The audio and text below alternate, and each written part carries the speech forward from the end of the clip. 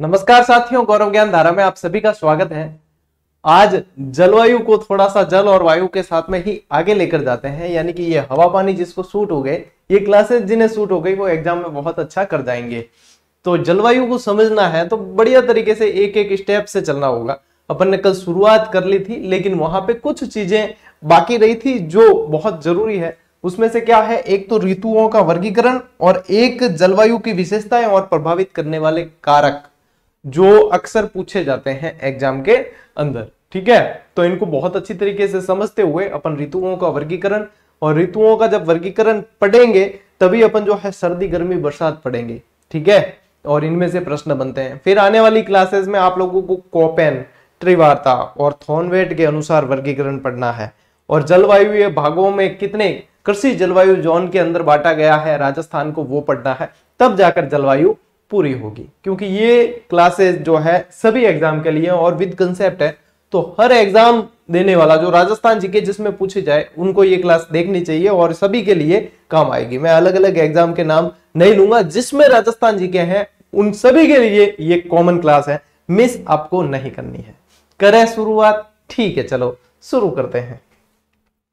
देखो, सब पहला आपाके पढ़ा प्रभावित करने वाला कारक पढ़ा। ठीक है, देखो ध्यान जहां पे मैं आपका लेके जाऊं वहीं पे देना है। मैप किस लिए है वो मैं बताऊंगा अभी साथ में आप लोगों को, इसलिए पहले मैं जहां ध्यान आपका आकर्षित कर रहा हूं आपको ध्यान वहीं पे देना है। ठीक है, सबसे पहला कारण क्या है, देखो कारक क्या है, अक्षांशीय और देशांतरीय स्थिति। चाहे कोई भी देश देखो आप, चाहे कोई भी राज्य देखो, चाहे कोई भी स्थान देखो, तो उनकी अक्षांशीय और देशांतरीय स्थिति वहां की जलवायु को प्रभावित करेगी।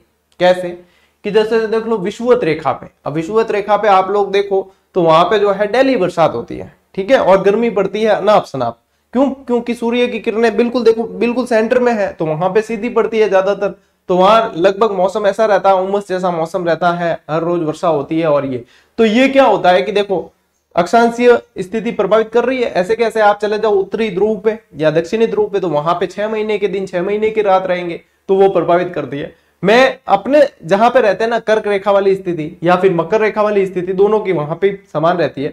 तो ये जो स्थिति है ये मैं बढ़िया मानता हूं, क्योंकि इसमें हर ऋतु देखने को मिलती है, ये सबसे बेस्ट है। अब देखो वहां उत्तरी ध्रुव में रह रहे हो, कोई 6 महीने दिन हो रहे हैं, 6 महीने रात हो रहे हैं, कोई मजे वाली बात थोड़ी है, पता ही नहीं चलता है ना। यहाँ पे अपन जो है सर्दी गर्मी बरसात सभी मौसम का आनंद लेते हैं। तो कुल मिला के क्या है, अक्षांशीय और देशांतरीय स्थिति ये है प्रभावित करती है। तो ये आपको प्रश्न कैसे मिलेंगे, प्रश्न ऐसे ही मिलते हैं, निम्न में से कौन सा कारक प्रभावित नहीं करता, तो ये प्रभावित करते हैं। इस बात को अच्छी तरीके से समझ लेना, तभी तो अपन देखो अपन जिस क्षेत्र में रहते हैं, अपन जहां रहते हैं वो शीतोष्ण उपोष्ण कटिबंध के अंदर आता है।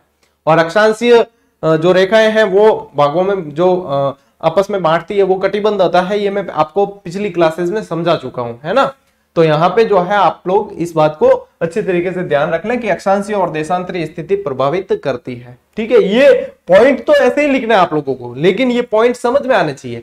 इन पॉइंट को डिटेल में नहीं पूछा जाता है एग्जाम में, क्योंकि ये एमसीक्यू बेस्ड एग्जाम होते हैं आपके कंपटीशन के, डिटेल में नहीं पूछा जाता। लेकिन जब आप लोगों को समझ में आ जाएगा तो आप इसको फिर बहुत अच्छे से सही करके आओगे।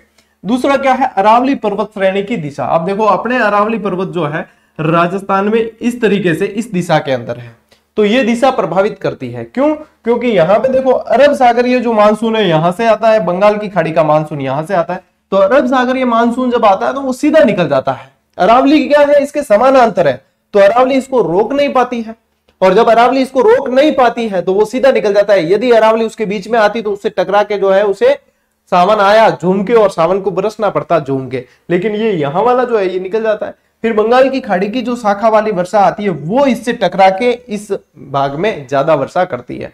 ये और भी अच्छे से समझ में आएगा जब मैं आपको कल की क्लास में मानसून तंत्र पढ़ाऊंगा। मानसून तंत्र की एक स्पेशल क्लास दूंगा ताकि आप लोगों को इधर उधर कुछ देखने की जरूरत नहीं पड़े, सीधा दिमाग में फिट हो जाए। ठीक है, बहुत अच्छे ग्राफिक्स के माध्यम से आप लोगों को मैं करवा दूंगा। तो ये अरावली की दिशा जो है बहुत ज्यादा प्रभाव डालती है। ठीक है, चलिए ध्यान रखना, ये अरावली की दिशा बहुत ज्यादा प्रभाव डालती है। ये अरावली की दिशा सबसे ज्यादा प्रभावित करने वाला कारक भी मान सकते हैं। फिर क्या होता है, थार मरुस्थल का प्रभाव। बताओ देखें थार मरुस्थल का प्रभाव पड़ेगा या नहीं, तो 100% पड़ेगा। क्यों पड़ेगा? क्योंकि थार मरुस्थल कैसा क्षेत्र है। अब देखोगे तो अरावली का वृष्टि छाया, इस तरफ मतलब वर्षा नहीं होती है, ठीक है। तो कैसा है, शुष्क रहता है, शुष्क रहता है तो वनस्पति नहीं हो पाती, यहाँ पे ज्यादा हरा भरा नहीं है, ज्यादा हरा भरा नहीं है तो बादल वगैरह जो है आकर्षित नहीं होते हैं। तो कुल मिला के शुष्कता के कारण ये बहुत ज्यादा प्रभावित करता है। फिर जलवायु के अंदर क्या आता है, तापमान वगैरह सब आता है। तो ये कैसा रहता है, सूखा रहता है तो गर्मी पड़ती है ज्यादा, है ना।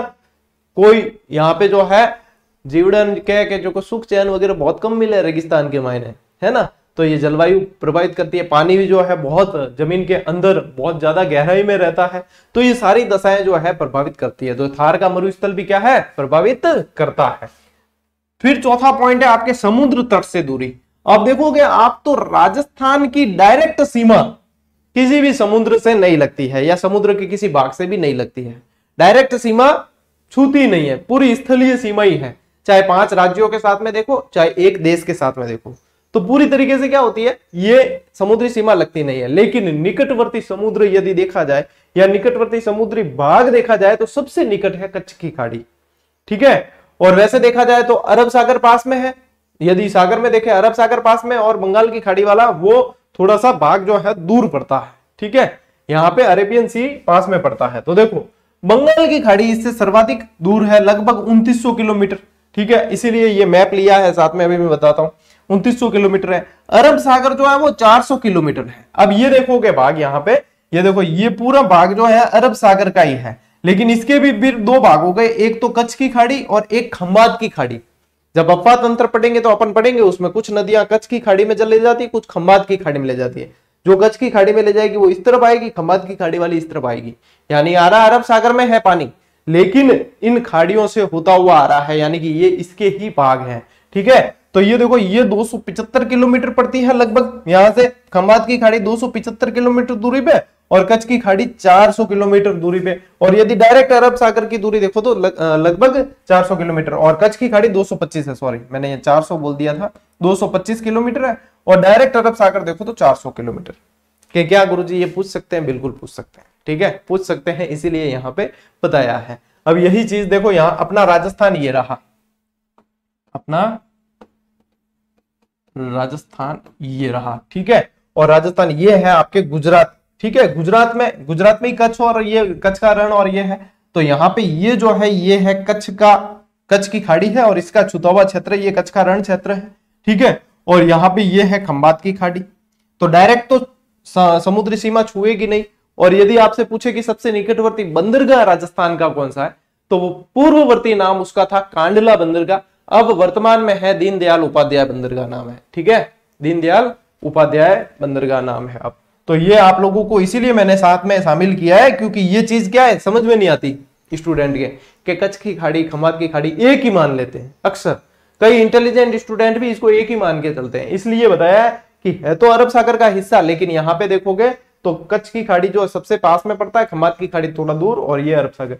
और फिर इस तरफ जाओगे, ये देखो उधर पश्चिम बंगाल के उस तरफ, तो वहां पे बंगाल की खाड़ी पड़ेगी, है ना, वहां पे पड़ेगी बंगाल की खाड़ी। आगे बात समझ, यानी कि ये चीज समझनी बहुत जरूरी है।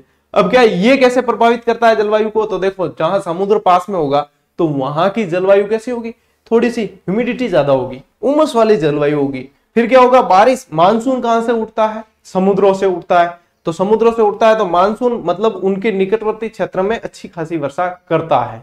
तो ये सारी चीजें जो है जलवायु को तो प्रभावित करती ही करती है। तो समुद्र से दूरी भी प्रभावित करती है, इति सिद्धम। ये 4 पॉइंट होगा था के बिल्कुल ही क्लियर, ठीक है।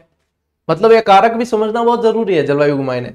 कई जो है भाई, कई जना बतावे भी कौन क्या ये क्या है, ये तो पढ़ लेना, डायरेक्ट याद करना है। थोड़ा सा समझ जाओगे तो फिर याद करने की भी आवश्यकता नहीं है, आपके दिमाग में सीधा सेट। देखो अब धरातल की ऊंचाई, अब मुझे बताओ ये प्रभावित करेगा या नहीं करेगा। धरातल की ऊंचाई प्रभावित करेगी, कैसे पता लगाओगे, अपने माउंट आबू को दिमाग में रखना। क्या माउंट आबू, हिल स्टेशन कोई भी दिमाग में रखो, हिल स्टेशन ठंडे होते हैं। गर्मी में देखना, गर्मी में ज्यादातर लोग जो है वो प्लानिंग बनाते हैं हिल स्टेशन घूमने की, है। दार्जिलिंग हो गए, मसूरी हो गया, उत्तराखंड की साइड में है ये चमोली बमोली, बहुत सारे खूब सारे हिल स्टेशन है। जैसे साउथ में भी जाओ तो वहां पे भी हिल स्टेशन ज्यादा है। तो वो क्या होते हैं, हिल स्टेशन ऊंचाई में तापमान गिरता है, 165 मीटर ऊंचाई पे 1 डिग्री तापमान गिरता है, ये ध्यान रखना। लगभग 165 मीटर ऊंचाई पर 1 डिग्री सेल्सियस तापमान गिरता है। ठीक है, और 32 मीटर की गहराई पे जाते हैं जमीन के अंदर तो 1 डिग्री तापमान बढ़ता है, लगभग एवरेज ये रहता है। ठीक है, तो अब देख लो इसके हिसाब से जो जितनी ऊंची चोटी होगी वो उतनी ही ठंडी रहेगी। तो यहाँ पे जो है ये कारण बहुत ज्यादा प्रभावित करता है। ठीक है, फिर देखो मानसून और चक्रवात, दिखती बात है कि प्रभावित करेंगी भाई। चक्रवात आया तो पूरी दिन दशा सारी सारी बदल दे।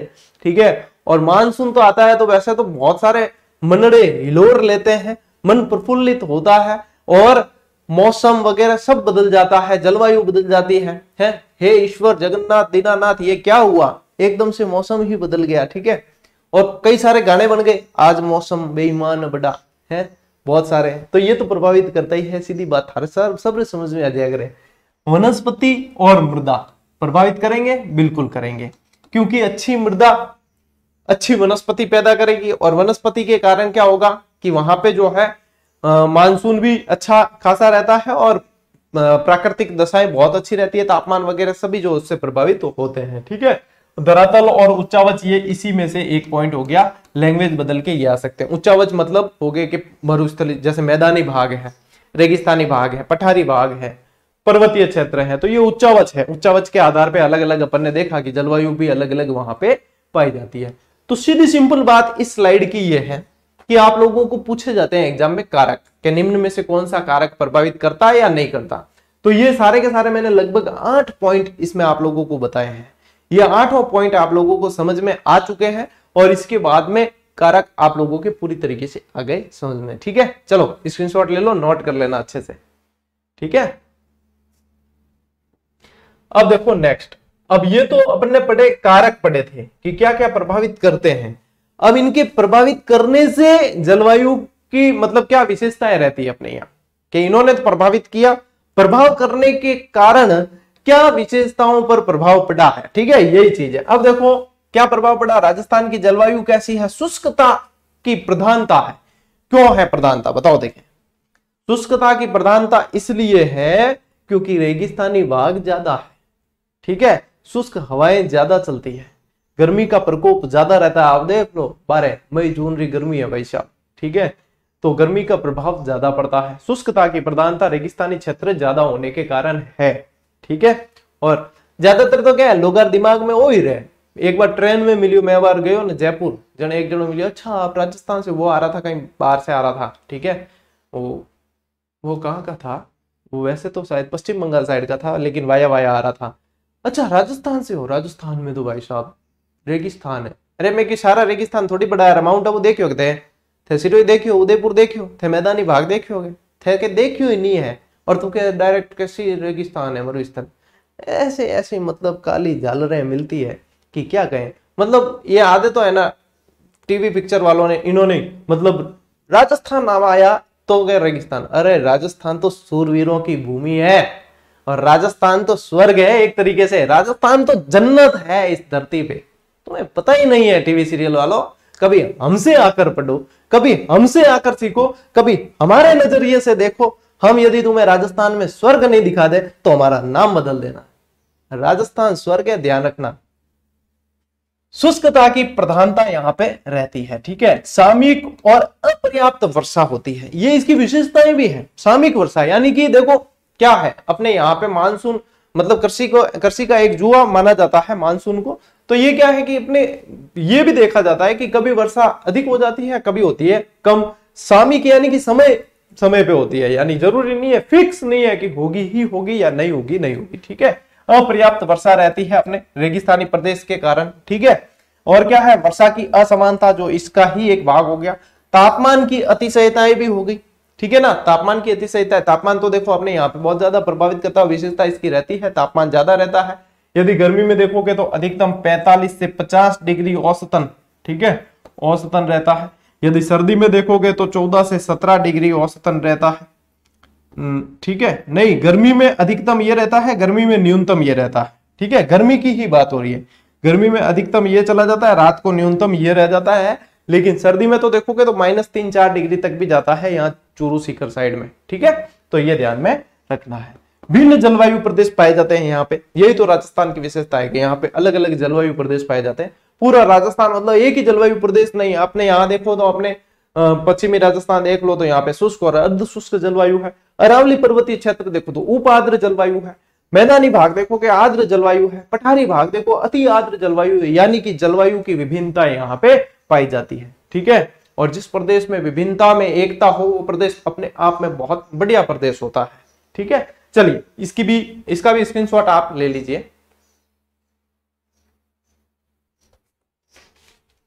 अब देखो ये मैंने आपको जीजीडी फैक्ट के माध्यम से ऋतु वर्गीकरण एक दिया था। ठीक है, फैक्ट नंबर 276 था। ठीक है, हम फैक्ट बुक पे भी काम कर रहे हैं। फैक्ट बुक में क्या है कि ये बाकी सारी चीजें हटा के इनको व्यवस्थित करके और जो संशोधन है वो करके और बहुत अच्छी तरीके से अरेंज करके आप लोगों को 250 फैक्ट तक की हम बुक देने वाले हैं। लगभग 10-15 दिन लगेंगे इसको, और पूरी तरीके से जैसे ये दिख रही है ना आपको, ऐसे ही रंगीन ही आएगी। मतलब 4 कलर पूरी तरीके से बिल्कुल। आपने जिला दर्शन तो देखी होगी, मेरे यहाँ पे पड़ी होगी शायद। जिला दर्शन यहाँ नहीं है टेबल पे, ये रखी, ये जिला दर्शन अपनी देखी थी आपने।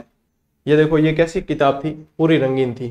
ठीक है, नहीं पूरी रंगीन थी ना। ये देख लो अंदर के पेज दिख रहे हैं, पूरी रंगीन। ऐसी जिला दर्शन सिर्फ अपन ने ही दी थी एकमात्र। पेज क्वालिटी हमारे भैया अनमोल कहती थी कि इसमें प्लास्टिक के पेज हैं, तो देख लो पेज क्वालिटी कैसी थी। ठीक है, ऐसी की ऐसी आप लोगों को जीजीडी फैक्ट वाली बुक हम देने वाले हैं 4 कलर के अंदर ही। ठीक है, बढ़िया तरीके से, लेकिन 10-15 दिन का समय लगेगा। उसको अरेंज कर रहे हैं, वेल अच्छे तरीके से सेट कर रहे हैं ताकि आप लोगों को कोई असुविधा नहीं हो। ठीक है, अब धैर्य रखना। जो आप लोग बार बार पूछ रहे थे, अब बार बार पूछने की आवश्यकता नहीं। 15 दिन निकल जाए उसके बाद भले पूछ लेना। ठीक है, चलो तो यहाँ पे ऋतु वर्गीकरण आप लोगों को दिया था। देखो मुख्य तौर पे आप यहाँ पे मुख्य तौर पे तो वैसे 3 ही ध्यान रखनी है, लेकिन अपन यहाँ 4 मुख्य तौर पे ध्यान रख लेते हैं। शरद और शीत को अपन, मैं एक ही मान के चलता हूँ, शरद ऋतु शीत ऋतु की सर्दी स्टार्ट हो जाती है यहाँ पे। ठीक है, तो देखो मुख्य तौर पे अभी देखो तो अभी अपना क्या टाइम पीरियड है यहाँ पे, अभी है अपने ग्रीष्म ऋतु चल रही है। समय क्या रहता है इसका, मार्च से जून। मार्च से आप ये मान लेना, मार्च से मध्य जून, क्योंकि फिर क्या है बरसात होनी स्टार्ट हो जाती है। ठीक है, बरसात होनी लगभग 15 जून के बाद में बरसात होनी स्टार्ट हो जाती है। तो मार्च से मध्य जून आप मान के चलें इसका टाइम पीरियड रहता है। इस दरमियान घटनाएं क्या क्या होती है, तो देखो गर्मी में क्या होता है, यहाँ पे लू चलती है, यानी धूल भरी आंधियां 120 किलोमीटर की रफ्तार से चलती है, उसे कहा जाता है लू। ठीक है, और क्या होती है, आंधियां आती है बबूलिया या भगुलिया। बबूलिया किनके, संवहनीय पवनों के द्वारा, जो मतलब मारवाड़ी में क्या है, इन बुतेलियों। ठीक है, मिट्टी के छोटे छोटे बवंडर होते हैं, मारवाड़ी में क्या गए बुतेलियों, ऐसे क्या कहते हैं बबूलिया। ठीक है, और मतलब छोटा टावर तो दज्जे करेगा भूत आयो।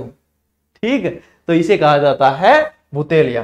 ठीक, ये घटनाएं कहां होती है, ग्रीष्म ऋतु के अंदर। फिर देखो वर्षा ऋतु, आप मान के चलो इसका टाइम पीरियड जून से सितंबर तक का रहता है। ठीक है, इसमें घटना क्या है, मानसून, मानसून का प्रस्फोट, मानसून प्रत्यावर्तन काल वगैरह आ जाता है। फिर यानी कि बारिश होती है। ठीक है, मौसम रहता है मतलब बिल्कुल झकास एकदम। ठीक, फिर देखो शरद ऋतु। शरद ऋतु का समय है अक्टूबर नवंबर। एक तरीके से ये मानसून का प्रत्यावर्तन काल है। प्रत्यावर्तन यानी मानसून के जाने के समय हो गया है। ठीक है, और कार्तिक मास की उष्मा होती है इसमें, कातिरो कहें जिन्हें, कार्तिक महीने री गर्मी, यानी कि गर्मी एक बार वापस चमकती है, वो इस समय महसूस की जा सकती है। ठीक है, ये घटना है इस दरमियान। शीत ऋतु का समय क्या है, दिसंबर से फरवरी तक, क्योंकि मार्च से तो फिर गर्मी का आ गया, तो दिसंबर से फरवरी तक मुख्य रूप से रहती है ये। इसमें घटना होती है एक तो मावठ, जिसे कहा जाता है शीतकालीन वर्षा। ठीक है, क्या कहते हैं, शीतकालीन वर्षा को मावठ कहा जाता है। और शीतलहर चलती है, तभी शीतलहर चलती है, इसी कारण जो है सर्दियों की छुट्टियां पड़ती है। वैसे ये दोनों ऋतु जो है अपने एक भी मान सकते हैं, क्योंकि शरद यहां से सर्दी स्टार्ट हो जाती है। ठीक है, क्योंकि मानसून ये संक्रांति, एक तरीके से संक्रांति वाली है, दोनों दो ऋतुओं के बीच का भाग है। अब इसी चीज को संस्कृत यानी कि अपने ग्रंथों पुराणों के अनुसार ध्यान में रखना है। ठीक है, पुराणों के अनुसार या संस्कृत के अनुसार, तो ऋतु वर्गीकरण संस्कृत के अनुसार। तो देखो 6 ऋतुएं ध्यान रखनी, इसमें अपन पढ़ते हैं 6 ऋतु। 6 ऋतु पढ़ते हैं संस्कृत में, वो 6 ऋतुएं हैं। नाम ध्यान में रख लेना तो भी खूब है। देखो बसंत, ग्रीष्म, वर्षा, शरद, हेमंत और शिशिर, ये ऋतुएं रहती है। ठीक है, अब देखो बसंत तो संस्कृत के अनुसार पढ़ रहे तो हिंदी महीने देखो फाल्गुन चैत्र, ठीक है। ग्रीष्म वैशाख ज्येष्ठ, वर्षा आषाढ़ श्रावण, भाद्रपद भी आ गया वैसे थोड़ा सा इसके अंदर। फिर शरद भाद्रपद आश्विन, हेमंत कार्तिक मार्गशीर्ष और शिशिर पौष माघ।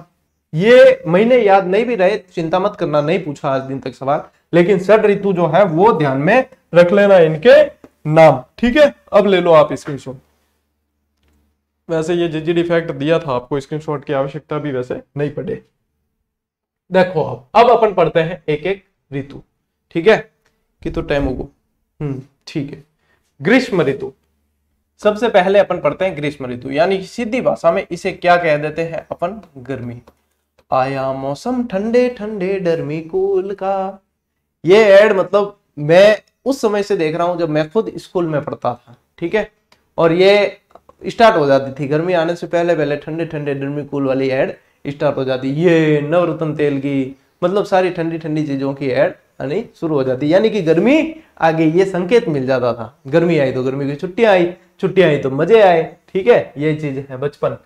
समय क्या है, मार्च से मध्य जून, ये ध्यान रखना है। अब देखो यहाँ पे कुछ चीजें आप लोगों को मैं अलग बता रहा हूं जो आप लोगों को ध्यान में रखनी है।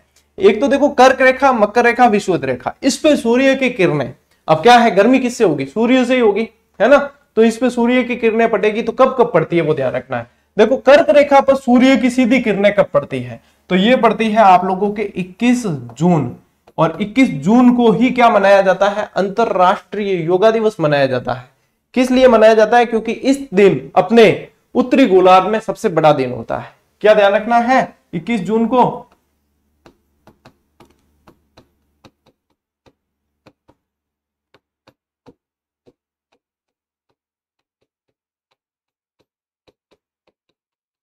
उत्तरी गोलार्ध में सबसे बड़ा दिन होता है, दक्षिणी गोलार्ध में नहीं होता। तो दक्षिणी गोलार्ध में सबसे बड़ी रात होगी, यहाँ पे सबसे बड़ा दिन है तो वहां पे सबसे बड़ी रात होगी। यहाँ सबसे बड़ा दिन है तो यहाँ पे सबसे छोटी रात होगी। उत्तरी गोलार्ध में दिन बड़ा है, समय बड़ा ज्यादा है, तो सबसे छोटी रात होगी। अब दिन बड़ा होने से क्या होगा, सूर्य की किरणें ज्यादा समय तक मिलेगा, सूर्य का प्रकाश ज्यादा समय तक मिलेगा। और सूर्य का प्रकाश मिलने का तात्पर्य है ऊर्जा मिलना, ठीक है। क्या मतलब है, ऊर्जा मिलना। इसीलिए 21 जून को अंतरराष्ट्रीय योग दिवस के रूप में चुना गया कि इस दिन सबसे ज्यादा जो है ऊर्जा मिलती है। आगे बात समझ में है ना। ये अब देखो मकर रेखा पर सूर्य की सीधी किरणें कब पड़ती है, तो ये पड़ती है 22 दिसंबर। 22 दिसंबर, तो देखो 22 दिसंबर को मकर रेखा पे सूर्य की सीधी किरणें पड़ रही है, यानी कि दक्षिणी गोलार्ध में सबसे बड़ा दिन होगा। दक्षिणी गोलार्ध में सबसे बड़ा दिन और सबसे छोटी रात, तो अपने यहाँ पे सबसे बड़ी रात हो जाएगी 22 दिसंबर को। इन चीजों को बढ़िया तरीके से सुन के व्यवस्थित लिखना, ठीक है। अपने यहाँ उत्तरी गोलार्ध में उस दिन क्या हो जाएगी, सबसे बड़ी रात और सबसे छोटा दिन होगा। फिर देखो विषुवत रेखा पर यानी कि भूमध्य रेखा पर सूर्य की सीधी किरणें कब पड़ती है, तो ये पड़ती है एक तो 21 मार्च, 2 दिन पड़ती है, ठीक है। 21 मार्च और 23 सितंबर। इससे क्या होता है, इससे होता है दोनों ही गोलार्ध के अंदर दिन रात इसमें समान होते हैं। दोनों गोलार्ध के अंदर दिन रात समान होते हैं इन दिनों में, 21 मार्च और 23 सितंबर, ठीक है। बहुत अच्छा कंसेप्ट है ये, याद रखना हमेशा। ये सूर्य की किरणें जिस तरीके से पड़ती है गोलार्ध में उसी तरीके से रहता है। फिर देखो राजस्थान में संवहनीय पवनों से उत्पन्न छोटे छोटे चक्रवात, ऐसी ही लैंग्वेज पूछी जाती है, इन्हें कहा जाता है बुतेलिया या बगुलिया कह देते हैं, बगुलिया, ठीक है।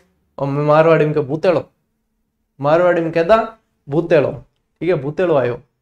और वैसे होते छोटे छोटे चक्रवात होते हैं ये, ठीक है ना, पूरी मिट्टी जो है उड़ाकर ले जाते हैं। चलिए 120 किलोमीटर की रफ्तार से चलने वाली हवाएं, या फिर ये कह सकते हो धूल भरी आंधियां,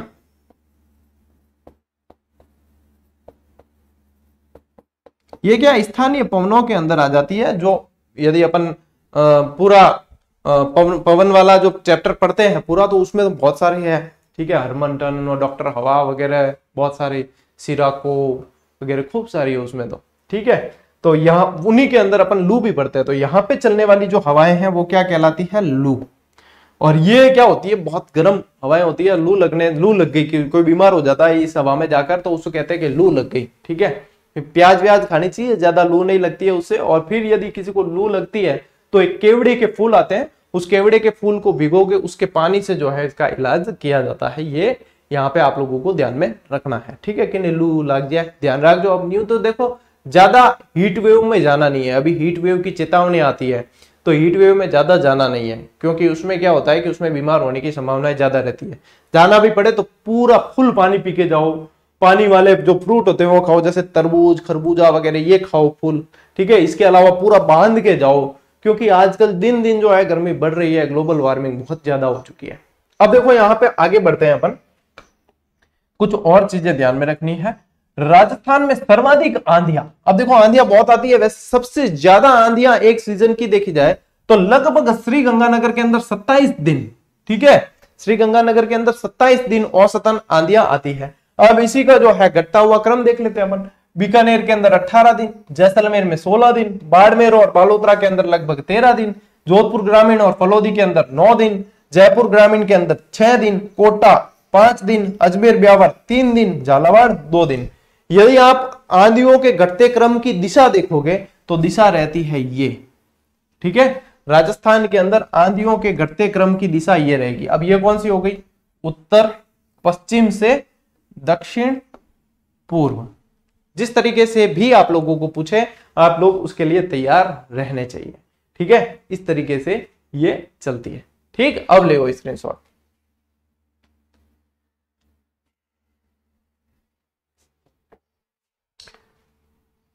अब देखो कुछ और राज्य के अंदर चलने वाली हवाओं के नाम, यानी कि ये दिशाओं के अनुसार हवाएं आती है। जिस दिशा से आ रही है उस दिशा का वो नाम आता है। एक बार मैं, साल मुझे लगभग याद नहीं है, 2013-14 का या ऐसा कोई साल था, RS प्री फर्स्ट टाइम मैंने दिया था, हालांकि वो भी मेरा क्लियर हुआ था, लेकिन उसमें मैं एक सवाल गलत करके आया था जो लगभग मुझे सही करना चाहिए था मेरे अनुसार। वो था पूर्वैया। पूर्वैया क्या है? तो मैंने उसमें कर दिया पूर्व दिशा की ओर जाने वाली हवाएं, जबकि होता है पूर्व दिशा से आने वाली हवाएं। उसके बाद मैंने इसका एक तोड़ निकाला कि अब मैं इसको जो है कभी नहीं भूलूंगा, और जिसने मेरे से पढ़ लिया वो भी कभी नहीं भूलेगा। वो कैसे? अब देखो मैं बताता हूं आपको वो चीज, क्यों मेरे गलत हुआ है तो और किसी के गलत नहीं होना चाहिए। अब देखो क्या होता है पूर्वैया सबसे पहले, ठीक है, इसे आगुनी भी कहते हैं, पूर्व दिशा से आने वाली हवाएं, ठीक है, ये ध्यान रखना ही है। अब देखो कैसे ध्यान रखना है, पूर्व तो इसके अंदर आ ही रहा है, पूर्व अय्या, ऐसे ध्यान रखना है कि पूर्व से अय्या है, जैया नहीं है भैया, पूर्व से अय्या, तो इसलिए पूर्वैया पूर्वैया पूर्वैया, ठीक है। पूर्व से जैया नहीं है तो पूर्व से अय्या। ऐसे कैसे? पछु आ तो पश्चिम, पछु यानी पश्चिम, पछु आ, पछु से आ, पश्चिम से आ, तो पछु आ, पश्चिम से आने वाली हवाएं। पश्चिम को जाने वाली नहीं है, जाने वाले को याद नहीं करना, आने वाले को याद करना है, ठीक है। पूर्व से अय्या, पूर्व से अय्या, पूर्वैया, ठीक है।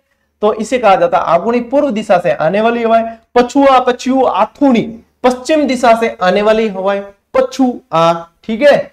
सिली, यारा सिली सिली बातें न करना, पौष माह में चलने वाली हवाएं हैं। कैसी है? पौष माह में चलने वाली हवाएं सिली। तवा, तवा यानी जेठ माह में चलने वाली हवाएं। अब देखो तवो के काम आवे, तवो आवे गरम करने काम, गरम करा जनी रोटी बने, ठीक है। और जेठ मारी गर्मी, ठीक है, ज्येष्ठ महीने में क्या होती है? गर्मी बहुत ज्यादा पड़ती है, तो जेठ मारी गर्मी यानी कि जेठ माह की गर्मी में तवो बहुत गर्म है। तो यूं याद रख लीजिए थे कि तवा जो है जेठ माह में चलने वाली हवाएं हैं।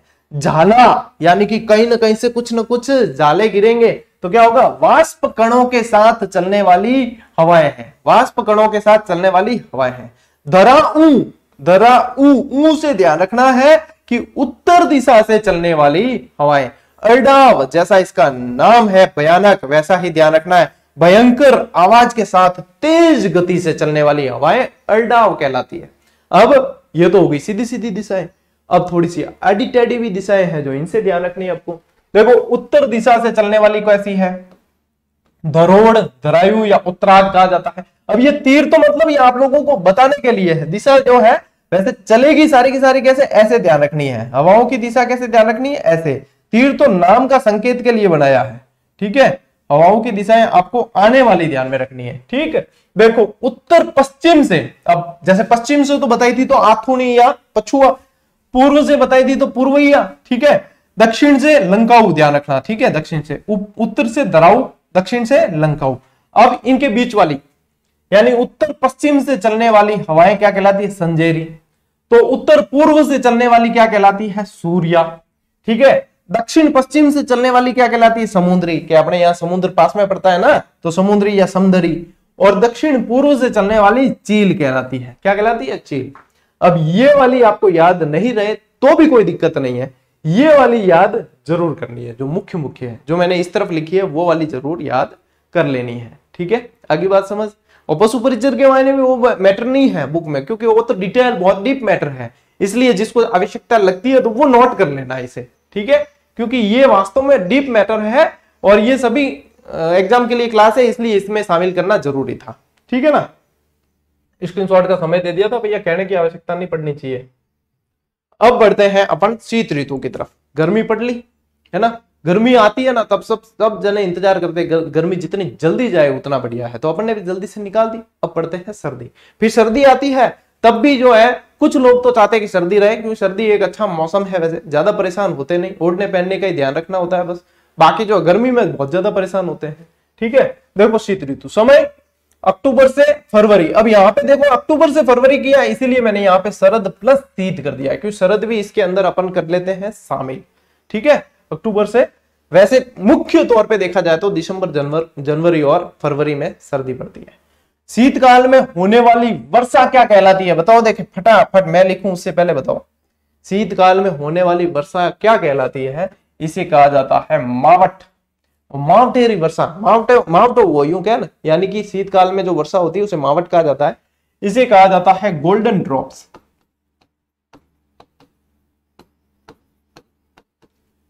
गोल्डन ड्रॉप्स इसलिए कहते हैं, इसको कहने का कारण यह है क्योंकि ये रबी की फसल के लिए बहुत लाभदायक है।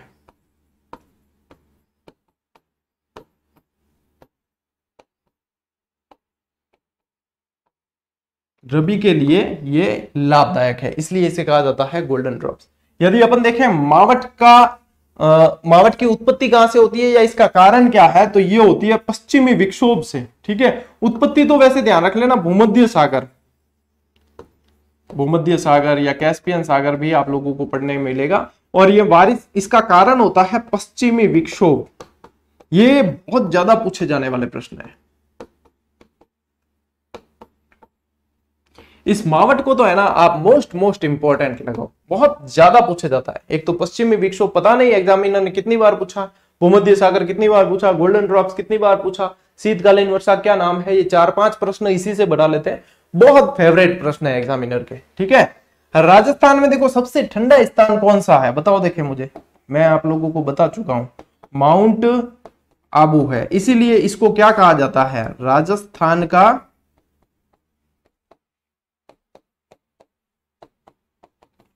बरखोयांश कहते हैं। क्या कहते हैं? राजस्थान का बरखोयांश। सबसे ठंडा महीना कौन सा है? तो जनवरी है भाई, सबसे ठंडा महीना जनवरी है। और सबसे ठंडा जिला कौन सा है? सबसे ठंडा जिला चूरू आएगा इसमें। क्या आएगा? चूरू। गर्म भी चूरू, ठंडा भी चूरू, ठीक है। तो ये ध्यान रखना है, शीत ऋतु में इतना ध्यान रखना है बस, ज्यादा शीत ऋतु के अंदर कुछ और दूसरा नहीं पूछा जाता, ये पूछते हैं। फिर पूछते हैं वर्षा से, यानी मानसून तंत्र से पूछते हैं। एक बार स्क्रीनशॉट लो आप,